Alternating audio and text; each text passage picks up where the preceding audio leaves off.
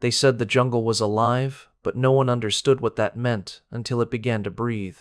The trees whispered, the mud swallowed, and every step forward felt like trespassing into something ancient and vengeful.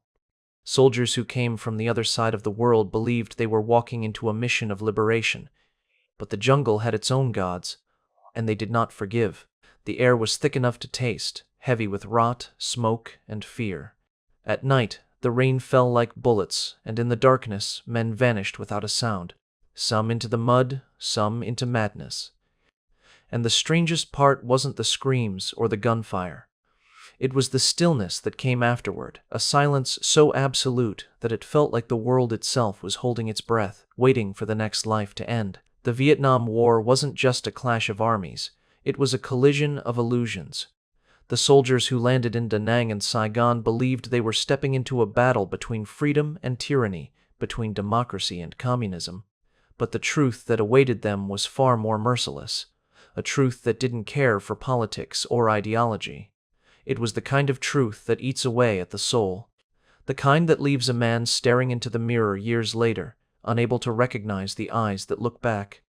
Beneath the roar of helicopters and the sermons of generals, there were faces, farmers, children, mothers, who had no say in the war but bore its full weight. Villages turned to ash, rivers ran black, and the very soil became toxic. Every victory left a grave. Every sunrise carried the smell of burning flesh. The horror of Vietnam was not in its scale, but in its intimacy. Men saw death so closely they could feel its breath against their skin. They saw it crawl through wounds, drip from ceilings, bloom in the fields like the orange mist that would later kill generations unborn. The war stripped away everything human, mercy, reason, love, until all that remained was the animal instinct to survive one more day. And in that survival, they became part of the very horror they once thought they were fighting against. History remembers the numbers. 58,000 Americans, millions of Vietnamese, but numbers are clean. The truth is not. The truth is the sound of a child crying over the ruins of her home, the trembling hands of a soldier lighting his last cigarette, the look on a mother's face when the sky turns red. That is where the war truly lives. Not in books, not in monuments, but in the memories that still bleed through time. So before you look away, remember this. The Vietnam War was not just fought in jungles or cities, but in hearts. And those hearts never stopped burning.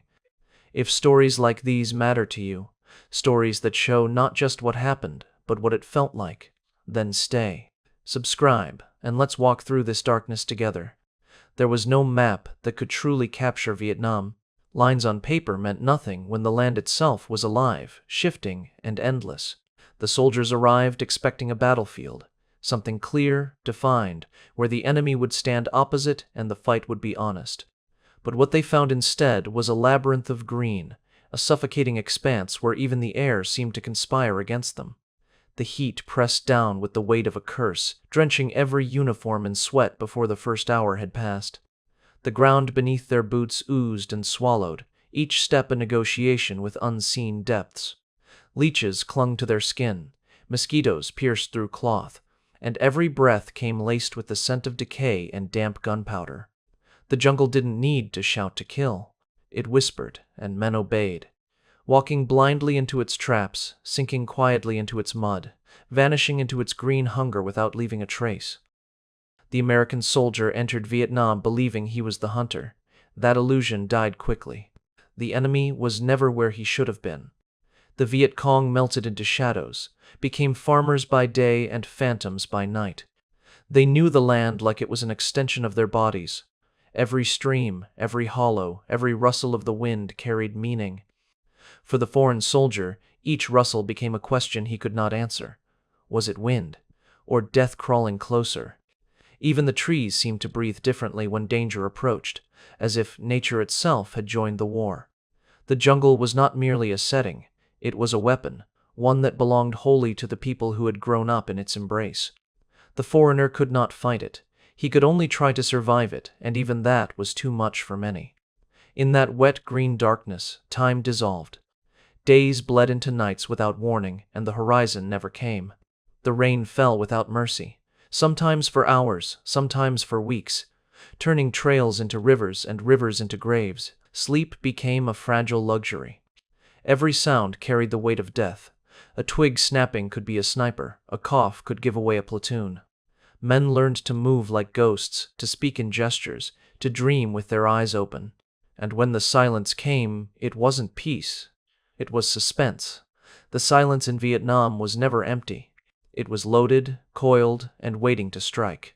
Beneath that silence was the constant hum of dread, a vibration that got into the bones and never left. The soldiers began to understand something they had never been taught, that the jungle didn't want them there.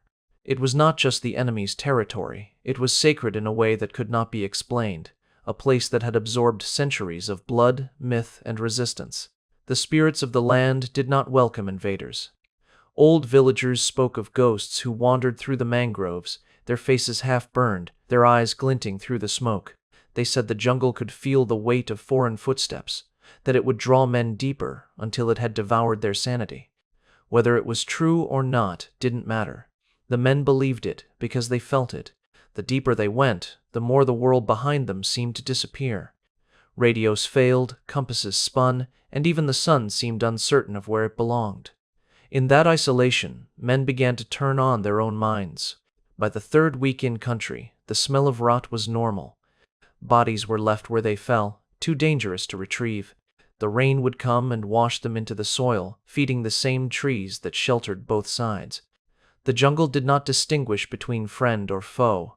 It swallowed everyone equally. And there was a cruel kind of poetry in that, the idea that nature itself would outlive all their wars. Yet in that realization lay a quiet terror, that the jungle didn't care who won, that no flag would ever matter to the earth that absorbed the blood of the fallen. At night, the sky would flicker with distant artillery fire, each flash revealing the trembling leaves and terrified faces. There were no safe places, not in the foxholes, not in the villages, not even in dreams. The sound of helicopters echoed across the canopy like iron insects, their rotors beating against the suffocating air. Beneath them, men crouched in the mud, eyes wide, waiting for an attack that could come from any direction. The enemy was invisible, but his presence was constant, a pressure, a whisper, a shadow that never stopped breathing down their necks. Some soldiers swore they saw movement even when nothing was there. Others began talking to the trees, convinced that they were alive and listening. The line between fear and madness blurred until they were the same thing. One soldier, a 19-year-old from Kansas, wrote in his journal that the jungle felt like God's punishment. He described how, after a firefight, they found the bodies of villagers lying beside a destroyed hut, a woman, her arms still wrapped around her child, as if trying to protect it from the fire that had already taken them both. "There are no sides here," he wrote, "only ghosts." A few weeks later, his squad was ambushed, and he never wrote again. His name, like thousands of others, was later etched into a black wall back home, a wall polished so clean that when you touch it, you can see your own reflection staring back. In that reflection lives the truth of Vietnam, that it was not merely a war between nations, but a descent into something older, darker, and more primal. The jungle was the great equalizer, indifferent to politics, unmoved by orders. It consumed generals and peasants alike, and those who survived it carried a piece of it inside them forever. The humidity in their lungs, the smell of napalm in their dreams, the echo of unseen footsteps in every quiet room. The Vietnam War was not fought only with guns or bombs. It was fought with silence, fear, and memory. It was fought against the land itself. And in that battle, humanity was the first casualty. There are wars that kill, and there are wars that erase. The Vietnam War did both. When fire fell from the sky, it did not discriminate between soldier or child, between enemy or mother. It moved like a living thing, devouring everything that dared to exist beneath it. Napalm, the word itself soft on the tongue, was not fire as men once knew it. It was hunger given form. It clung to skin and bone, refused to let go even when flesh melted away. The bombs didn't just explode, they bloomed, expanding into red flowers that rained liquid death. Villages that had stood for centuries turned to blackened skeletons within minutes. There were no front lines, only fields of ash. The sound of the wind after a napalm strike was unlike anything else.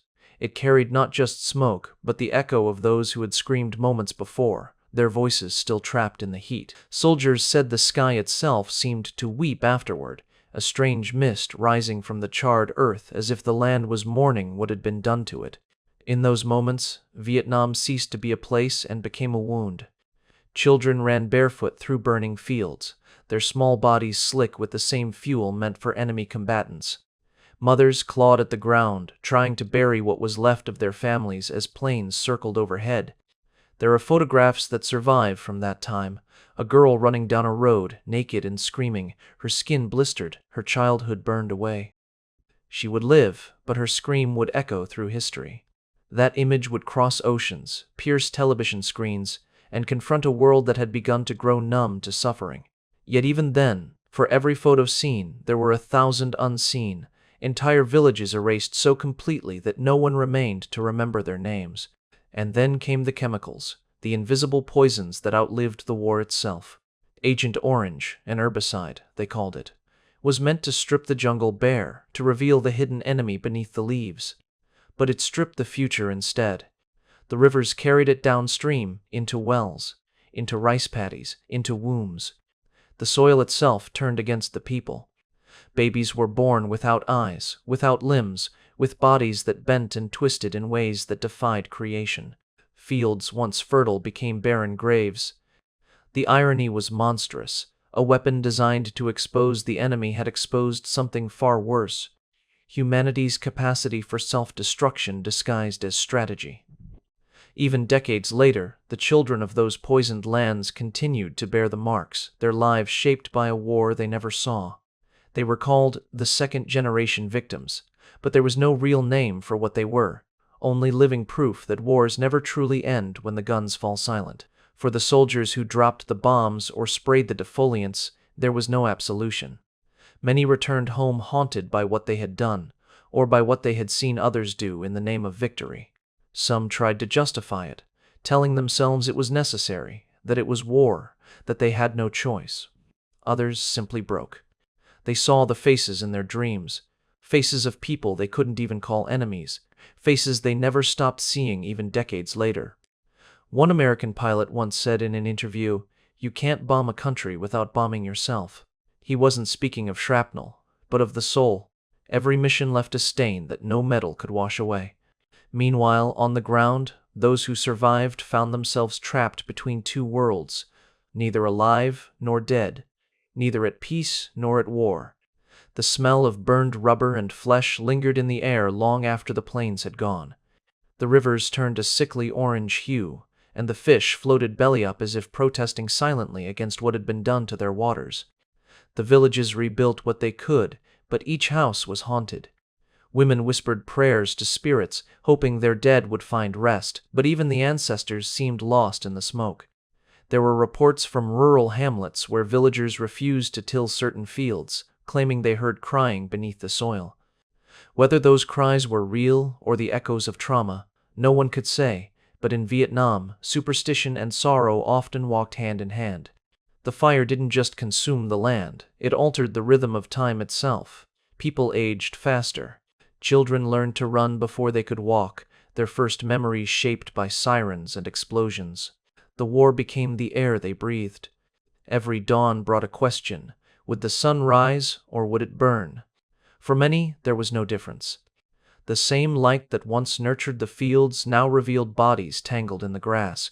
The smell of gasoline became as common as the smell of rice. And slowly, life began to imitate the war. Conversations grew quieter, laughter shorter, hope thinner. It wasn't just a physical destruction, it was a moral collapse. When you see the sky rain fire long enough, you stop believing in heaven. Yet, amid the ruins, something endured. A child with bandaged arms still picked up a piece of charred bamboo and pretended it was a flute. A mother with half her face scarred still managed to smile at her surviving son. Even in horror, the human spirit clawed for light. But the cost was unbearable. These were the children of fire, born into a world that had already burned, raised under skies that could no longer promise safety. Their lullabies were the sound of distant gunfire, their playgrounds fields of craters. And though the war would one day end on paper, for them, it would never truly end at all. The horror of Vietnam was not just that so many died, but that so many lived to remember. The survivors carried within them stories too painful to tell and too heavy to forget. They were living memorials of a tragedy that the world tried to move past, but the land would not allow. Even now, the soil still breathes the poison.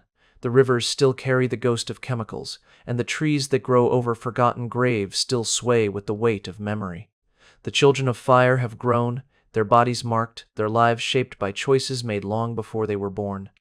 And as their eyes meet the world's indifference, one question remains.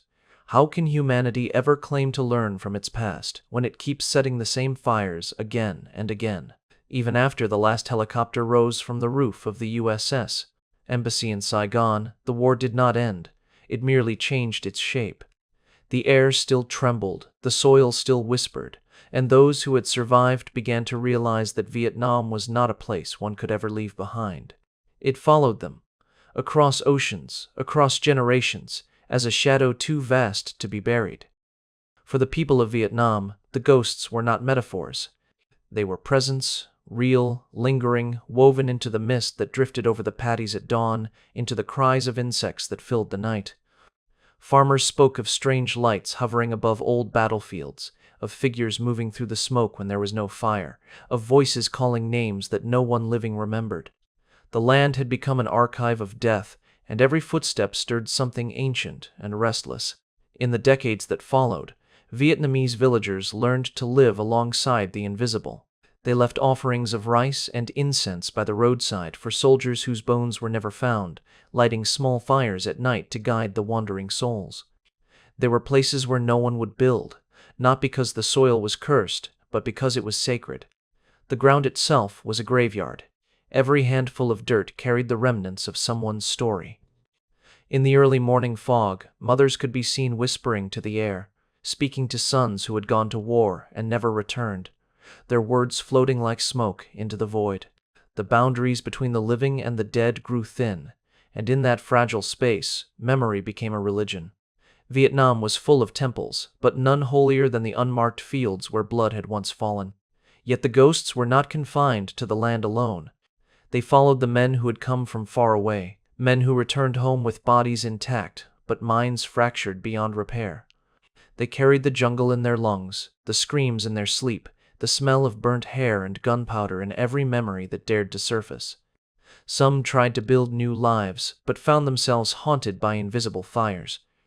They could not explain to their families why the sound of rain made them tremble, why the sight of fireworks sent them crawling under tables, why they sometimes woke in the night choking on a name they didn't remember. In the quiet suburbs of America, the war replayed itself endlessly. In flashbacks, in nightmares, in the trembling of hands that could not forget what they had done or what they had seen done to others. For many veterans, the ghosts were not of the enemy, but of themselves, the selves they had lost in the jungle, the boys they had once been before they learned how easy it was to kill. They walked through life as strangers to their own reflection, each mirror a reminder of what the war had taken and what it had left behind. Some found solace in confession, in the company of others who carried the same invisible wounds. Others drowned their silence in alcohol, in drugs, in the numbness that came easier than memory. Suicide became a quieter battlefield, one without medals, one that claimed its own army of the forgotten. Their funerals were small, their obituaries brief, but their eyes still lingered in the photographs, searching for a peace they never found in life. In Vietnam itself, the haunting took a different form. The jungles grew back, but they were not the same. Trees sprouted from craters where bodies once lay, their roots curling around bones. Rivers ran clean again, but sometimes a helmet or a rusted rifle surfaced in the current, as if the past refused to stay buried. Fishermen told stories of pulling up human remains tangled in their nets, of hearing footsteps along the banks at night when no one was there. The land itself seemed to remember, and through that memory, it breathed. There were stretches of countryside where even the birds refused to sing, where the air was too heavy with silence. To outsiders, it was superstition. To those who lived there, it was truth, because in Vietnam, the dead never truly left. Historians can write about strategy and politics, about treaties and withdrawals, but they cannot write about what happens after. They cannot measure the weight of an empty chair at dinner, or the smell of smoke that lingers in dreams, or the way a child flinches when thunder sounds like mortar fire. The war's aftermath was not written in documents, it was etched into the human nervous system. Entire families lived with inherited fear, passed down like a genetic curse. Children born years later still dreamed of running through burning fields, as if their blood remembered what their eyes had never seen. Psychologists call it generational trauma. The Vietnamese call it the spirit of the ancestors refusing to rest. And somewhere between those explanations lies the truth that trauma and haunting are one and the same. But the most tragic haunting was the one no one spoke of, the moral one. The realization, on both sides, that there had been no victory worth the cost. The American soldiers returned home to a nation that no longer celebrated them. They were called murderers, outcasts, symbols of a failed cause. They hid their medals in drawers, their uniforms in attics, their memories in silence. The Vietnamese survivors, meanwhile, carried the unbearable task of rebuilding a country whose soil was soaked in its own blood. The ghosts they spoke to were not merely of the dead, but of the world that had died with them, a world where innocence, mercy, and belief in justice had once seemed possible. Both victors and victims found themselves haunted by the same truth, that the war had consumed not only bodies but faith itself. As years passed, the jungle reclaimed its shape. Nature, indifferent and eternal, grew over the ruins, concealing scars beneath a blanket of green. Tourists began to visit old battlefields, photographing bunkers and tunnels, walking where the dead had once crawled. They called it dark tourism, a way to touch history. But those who lived through it knew better. They knew the ground beneath their feet still breathed, that the wind still carried the voices of those who never made it home. The ghosts did not frighten them anymore. They had become part of the landscape, part of the country's pulse. In Vietnam, haunting was not a curse, it was remembrance. To this day, when the monsoon rain begins to fall and the mist drifts over the rice paddies, the elders say the souls rise with it, countless and quiet, watching the living with eyes that have seen too much. They do not ask for vengeance, only for memory. Because the greatest horror of war is not death itself, but the world's ability to forget those who died inside it. And so the ghosts of Vietnam remain, patient and eternal, waiting in the fog, whispering their stories to anyone who still dares to listen. The truth about the Vietnam War was never born on the battlefield. It was manufactured in rooms with polished floors and closed doors, written not in blood, but in ink. The men who planned it spoke in the language of strategy and containment, not of lives and loss. They looked at maps and saw colors, not countries, lines, not people. From the beginning, this was a war fought as much with words as with weapons, and in that contest of illusions, truth became the first casualty. Governments on both sides crafted their own realities. They called it patriotism, but it was theater. While soldiers were drowning in the monsoon mud, politicians stood before cameras promising victory. Every speech was a mask, every statistic a disguise. Death counts were dressed up as progress, and villages turned to ash were labeled as secured territory. The world was told that the light of democracy was spreading in the east, but beneath that light, the jungle still burned. The soldiers in the field knew the truth long before their leaders did. They saw the broken promises buried in every foxhole, heard the contradictions between the orders they received and the sights before their eyes. They were told they were liberators, but the faces of the people they liberated were carved with terror. They were told they were protecting the free world, but no one could explain why freedom smelled like smoke and gasoline. In the beginning, many believed what they had been told, that they were fighting evil itself, but as the days bled into years, the belief withered. For every hill captured, they lost something far greater, their sense of purpose. They began to realize they were pawns in a story written far away, a story that no longer made sense even to its authors. Some questioned orders, some broke down completely, and others kept silent, knowing that truth had no place in a war built on denial. Back home, a different battle raged. The American public, once fed on the diet of optimism and propaganda, began to choke on the truth that leaked through the cracks. Television, for the first time, brought war into living rooms. Families ate dinner while watching villages burn, soldiers bleed, and helicopters fall from the sky. It was no longer possible to sanitize the horror. The illusion began to crumble. Young men burned their draft cards. Students filled the streets chanting against a war that had no moral compass. Mothers protested for the lives of their sons, while fathers tried to defend a government they no longer trusted. The division tore through the heart of the nation. The Vietnam War was not just a conflict overseas, it was an infection spreading through the veins of America itself. Patriotism became a question rather than an answer, and in that chaos of conscience, the real war, the one for truth, began. Journalists became the unlikely soldiers of that war. Some embedded themselves in the jungles, walking through the mud and danger to see what the official reports ignored. Their photographs captured what words could not soften: the burned children, the mass graves, the hollow-eyed survivors staring at the camera as if pleading with the world to wake up. These images shattered the illusion that the war was noble or necessary. They revealed it for what it was: a machinery of suffering fueled by arrogance and ignorance. The government called these reporters traitors, accused them of demoralizing the troops. But the truth was far simpler. The journalists were showing the reality that the leaders feared. And once reality was seen, it could not be unseen. Every image that appeared in the newspapers became a wound in the official narrative, every broadcast a bullet in the myth of righteousness. The deception was not confined to America alone. Within Vietnam, propaganda painted the conflict as divine, as destiny, as the final stand for freedom or revolution, depending on which side spoke. Every government, every ideology, dressed its own atrocities in words of virtue. The North claimed moral victory against imperialism. The South spoke of defending liberty. Both buried their dead in the same soil. Both burned villages that looked the same in the dark. And through it all, the peasants, the farmers, the women, the children, became collateral in a war none of them had chosen. They were called civilian losses, as if language could make their deaths more acceptable. The world measured success in territory gained and lives lost, never in souls destroyed. Even as the truth surfaced, it came too late to stop the damage.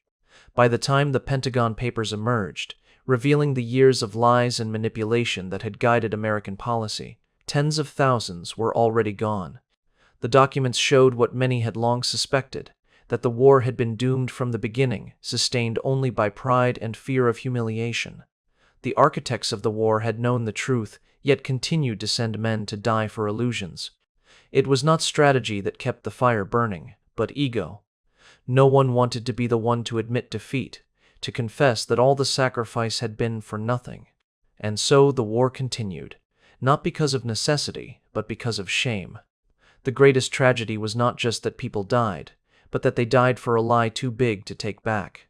When the final retreat came, it was not victory that filled the air, but exhaustion.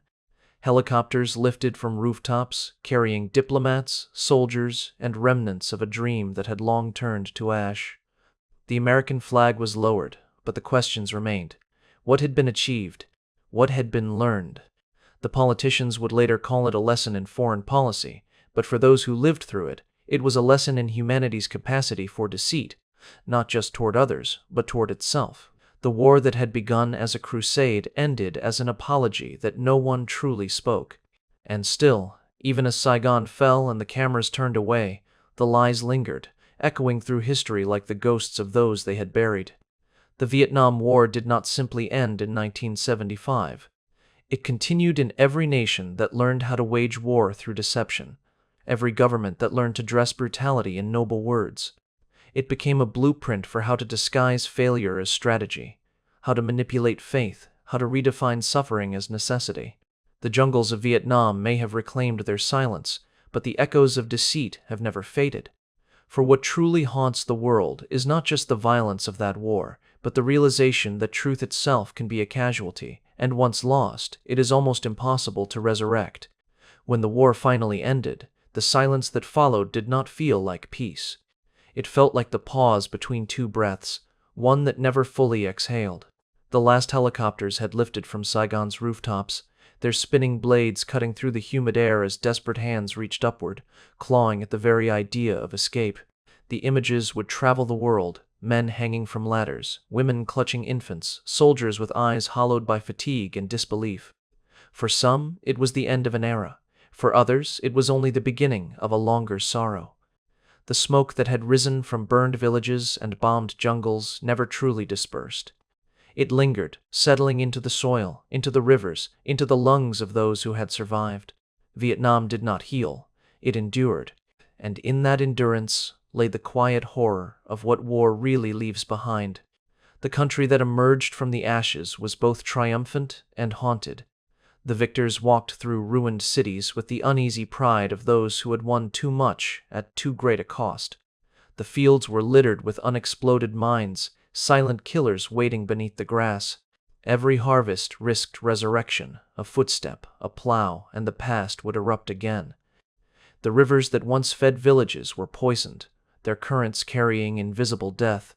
The forests were scarred by chemical burns, trees twisted and stunted, wildlife vanished. Yet amid that devastation, life returned stubbornly. Farmers retilled the soil, children played among the wreckage, temples rebuilt themselves stone by stone. Vietnam began to breathe again, but each breath came through smoke. The smell of war never left, it lingered like a ghost that refused to depart. For the people who had lived through it, survival itself became a form of rebellion. The widows and the wounded, the orphans and the old, all learned to live with ghosts as neighbors. Some found solace in rebuilding, others in prayer, and many in silence. The new generation grew up hearing stories not from history books, but from the trembling voices of those who had seen the sky rain fire. Every scar became a teacher. Every empty chair at the dinner table became a monument. The Vietnamese did not have to be told to remember. Memory was in the air they breathed.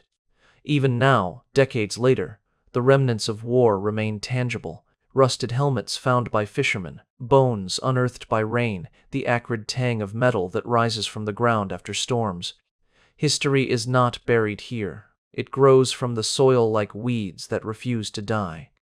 Across the ocean, in the country that had once sent its sons to this distant land, the war continued in another form. The veterans who returned were not greeted as heroes. They were met with confusion, protest, and indifference. They came home to a society eager to forget what they had seen, to erase the images that had burned across television screens.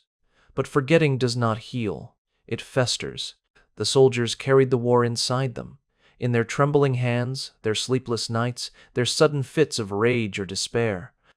Many found themselves unable to fit into the world they had once known.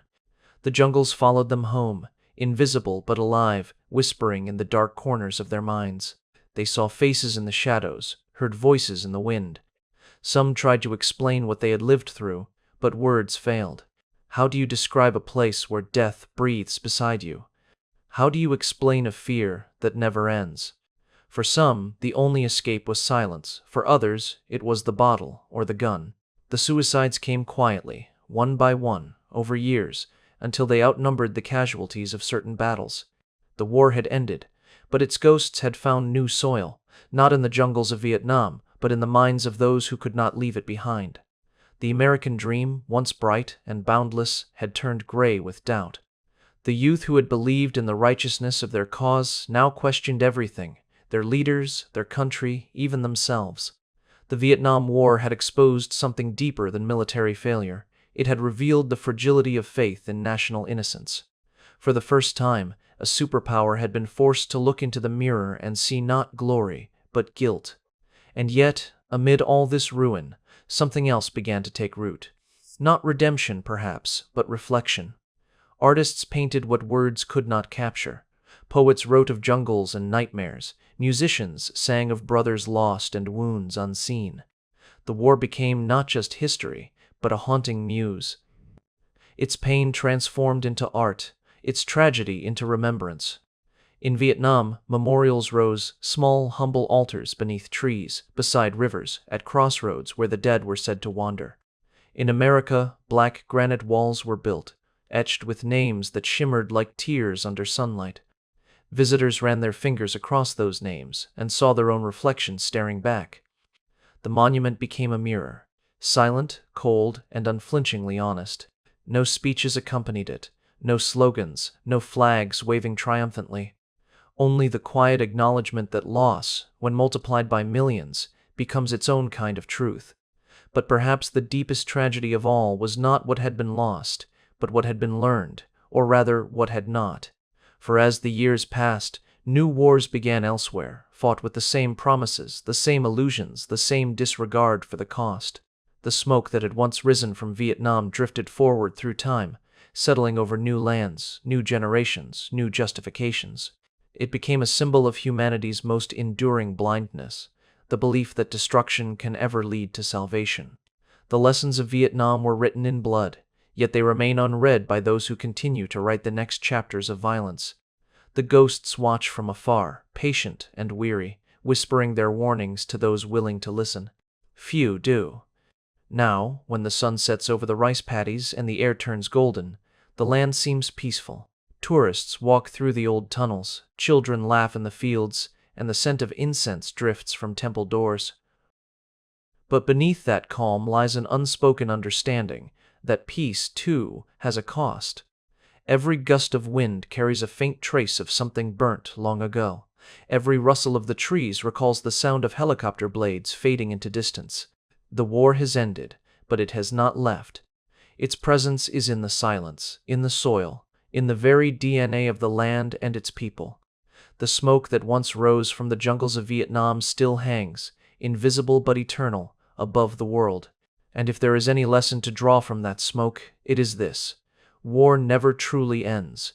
It only changes its name, its language, its victims. The faces may fade from memory, the soldiers may turn to dust, but the echoes remain. They live in the hearts of those who remember, and in the conscience of those who choose to forget. The Vietnam War was horrifying not because of how it ended, but because of how completely it refused to end. It remains with us still, in the silence after thunder, in the tremor of fear that follows peace, in the faint smell of something burning that no wind can ever fully erase.